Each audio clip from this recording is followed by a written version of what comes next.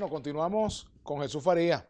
Tú me decías que te dejé una lista pendiente de cosas allí, ¿verdad? Mira, Vamos aquí a varias tocar la cosas. lista, por ejemplo, este tema de la detención de gerentes de supermercados, el caso de Plan Suárez, Farmatodo, etcétera, que ya hemos visto en el pasado y en el presente y de algunos negocios en el interior del país.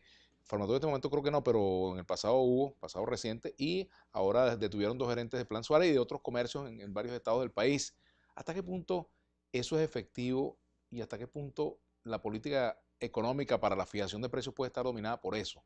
Si se hablaba de unos acuerdos, y además me decían a mí, por ejemplo, algunos representantes de gremios como Consejo de Comercio, la presidenta, que ellos no fueron llamados a ese nivel de consulta, que incluso que los productores tampoco fueron llamados. Entonces, cuando tú vas a hablar con un empresario en particular, ya yo he visto esas reuniones que uno ve, con todo el respeto, ellos aparecen, Tuviste la agenda, ¿no? yo estuve en esas reuniones, Llegó pero la yo, Polar.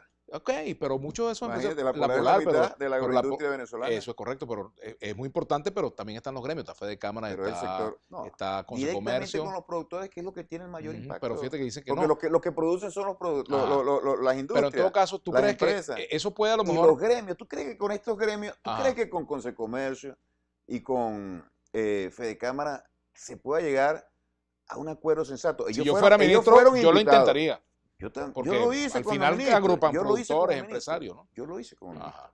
Yo lo hice como ministro. Una cosa es hablar con ella, otra cosa es cuando van a la opinión pública a desarrollar política. Ahora, fíjate. Algo absolutamente distorsionado. Ahora, pero a lo que vamos, lo que yo te quiero preguntar. Tú me vas a decir que ¿Es efectivo? Tú andas en la calle. Tú vas a resolver el problema de los precios deteniendo deteniendo a estos gerentes. Yo no digo que tú andas en la calle y tú te das cuenta que hay comerciantes y empresarios en general que, bueno, de eso lo que tienen es un disfraz, porque en realidad son unos ampones, unos estafadores. ¿Cómo es posible que de un día para otro, sin cambios de ninguna naturaleza, que puedan afectar las estructuras de costos, los precios aumentan 100, 200, 300, 400, 500, 1000%?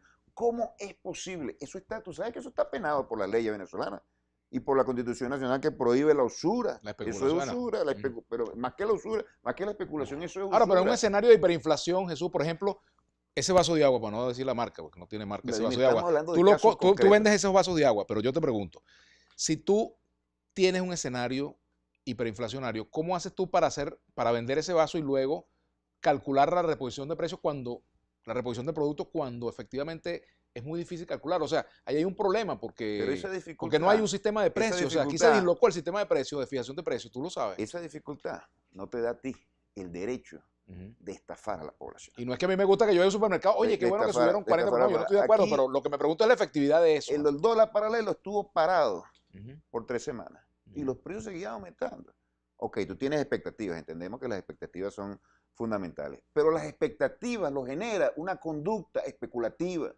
Esta es una economía con un rasgo profundamente especulativo y nosotros queremos quebrar eso y convocamos a todo el país para que hagan un esfuerzo, para que pongan un aporte de su parte en función del bienestar de toda la población y del suyo también, porque la estabilidad de la economía ahora, yo te voy a poner un ejemplo. Pero fíjate que ahora empezaste con interrupción.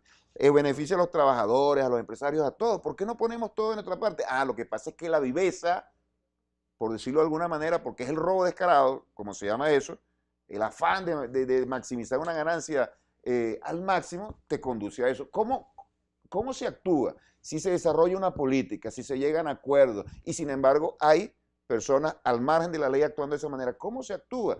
Yo no estoy de acuerdo y eso no lo va a hacer el gobierno. Desplegar una ola de terror en contra de empresas, eso no lo va a hacer, pero son casos extremos y nosotros tenemos que parar algo fundamental que desmoraliza al país, que es la impunidad. Yo estoy de acuerdo contigo. ¿Tú sabes qué es? No podemos saludar a otros la impunidad. ¿Tú sabes qué es hiperinflacionario? Espérate, óyeme esto. ¿Tú sabes lo que es hiperinflacionario? Por ejemplo, que un productor de la grita, ¿verdad?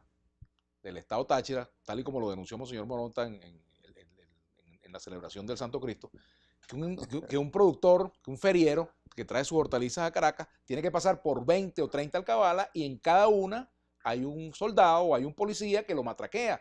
La matraca es hiperinflacionaria, la corrupción es hiperinflacionaria, porque ese producto, esa lechosa que viene de allá o esa yuca, esa papa, llega a Caracas con un incremento producto de la corrupción. Entonces uno dice, bueno, si hubiese esa voluntad, aquí veríamos que el gobierno saque esposados, ¿verdad?, a esos señores que ensucian su uniforme y que matraquean a la gente. Si la gente viera eso, la gente diría, bueno, mira, aquí todo el mundo está entrando por el redil, hasta estos pillos uniformados que asaltan a la gente en las alcabalas.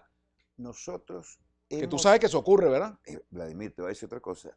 Es el gobierno, por primera vez un gobierno en este país, con Chávez y con Maduro, ha puesto presos gobernadores, magistrados, oficiales de muchos rangos. Por cierto, muchos de ellos después se pasan a la oposición y dicen, somos presos políticos, somos perseguidos del país. Hay unos ampones que están fuera, que están financiando a la oposición venezolana. García Plaza, pues, para decirte algo, se robó un dineral y ahora se viste de preso político y perseguido del régimen chavista. Nosotros no tenemos ningún problema en combatir eso, no tenemos absolutamente nada que ver con esos negociados. Y surgen aquí por la misma crisis. Y surgen aquí porque la corrupción se ha convertido en un flagelo que nosotros tenemos que combatir. Y muchas veces las políticas favorecen eso.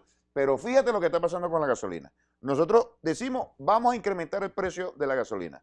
El pueblo venezolano no va a pagar eso, porque va a haber subsidios directos que ni siquiera van a justificar aumentos de ninguna naturaleza del transporte público.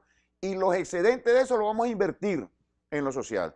Y lo que podamos exportar van a ser divisas que van a estar invertidas en lo social y en lo productivo. Y sale la gente de la oposición a decir, no, porque es que le están sacando el dinero de los bolsillos a los venezolanos. Y eso no puede ser. Va a ser la gasolina más costosa del mundo. Esos son asociados, cómplices del contrabando de gasolina, que no solamente le hace daño a nosotros, no solamente no hace daño a nosotros, sino que es un negocio que utiliza el narcotráfico vinculado al Estado colombiano para atentar contra la estabilidad del país. Si tú tomas medidas para que no pase la gasolina para allá, y la estamos tomando, la única manera de acabar, tú me lo acabas de decir, tú me lo acabas de decir, no puedes echarte para atrás. La única manera de acabar con el contrabando de extracción de la gasolina es acabando con el negocio.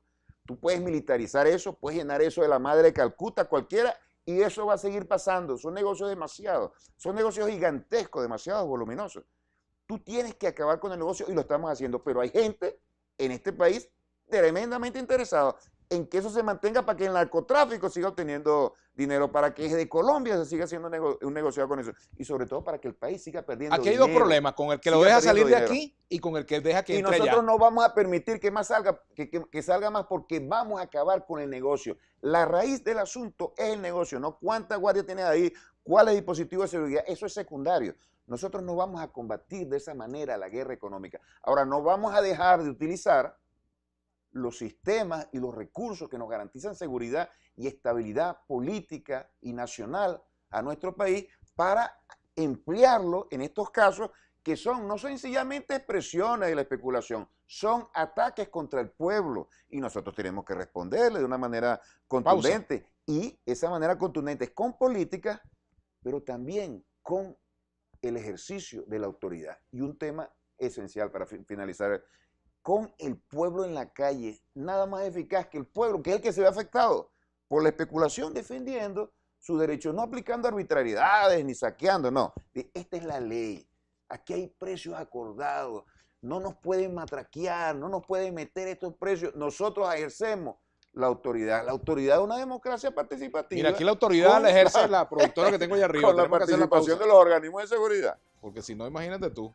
No censuran aquí. La productora se aplicaron aquí la censura. Ella ejerce la autoridad, me dice que tenemos que hacer la pausa. Ya venimos. Pero no me interrumpa.